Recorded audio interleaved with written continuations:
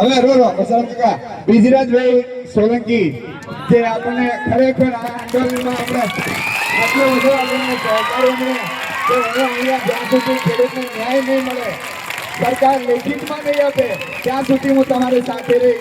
એમનું ભવ્ય સ્વાગત તાળીઓ હાથ થઈ જાય એટલું વધારે.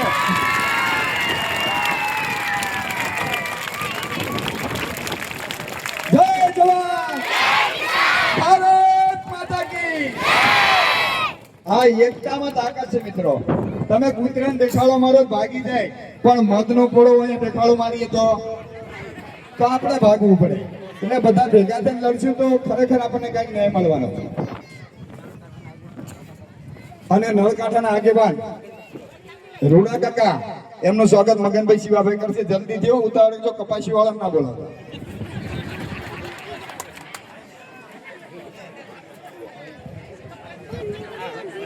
છેલ્લું સ્વાગત છે. પછી આપણે સમૂહમાં બધાનું ફૂલ ને તો ફૂલની પાંખડીથી હૃદયથી બધાને આવકારી છે, બધાનું સ્વાગત કરીએ છીએ.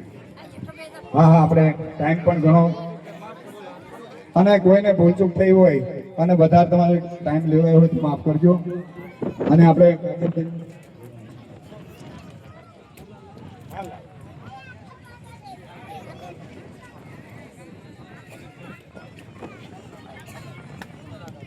કાકા રૂડા કાકા, નળકંઠાના આગેવાન રૂડા કાકા.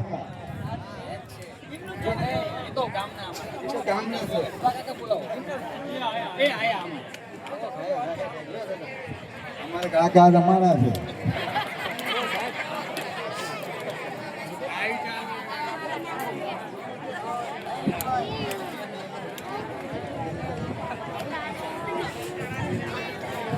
આવો વધારે.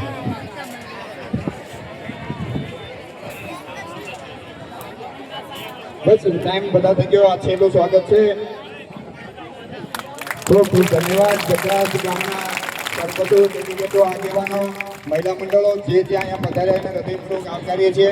અને હવે આગળ કાર્યક્રમમાં આપણે કાજલબેન સુવાને આપણે વિનંતી કરી કે બેન આવો અને તમે સંબોધન કરો સભાને. આવે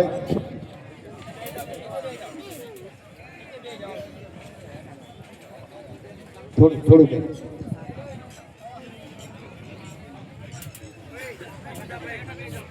હા ભાઈ, ભૂલથી ગણપતિના સરપંચ જ્યાં આવ્યા છે એ બધારે ઉપર જલ્દીથી.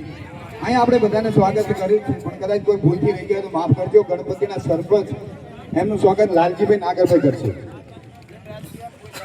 અને હા ભાઈ, આ ખાસ વિનંતી, આ કોઈ બિન રાજકીય આપણો કાર્યક્રમ છે.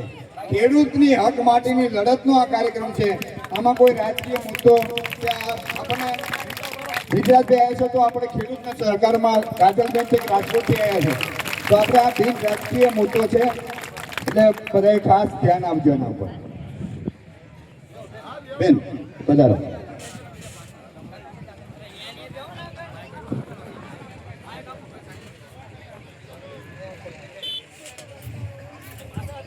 જય જવાન, જય કિસાન.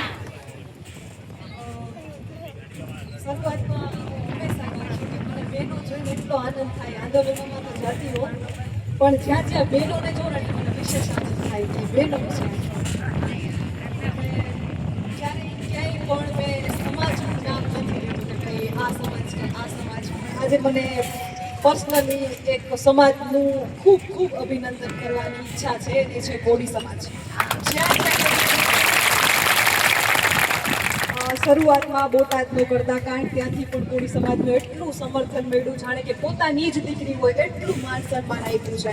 ધરણમાં ગઈ ત્યાં પણ એટલું જ ખેડૂત ભાઈઓએ, કોળી સમાજની બહેનોએ મખણા લીધા, હોવારણા લીધા. અહીંયા પણ બેન મને હાથ ચાલી કહી કે બેન આવો હોવારણા લેવા છે તમારા.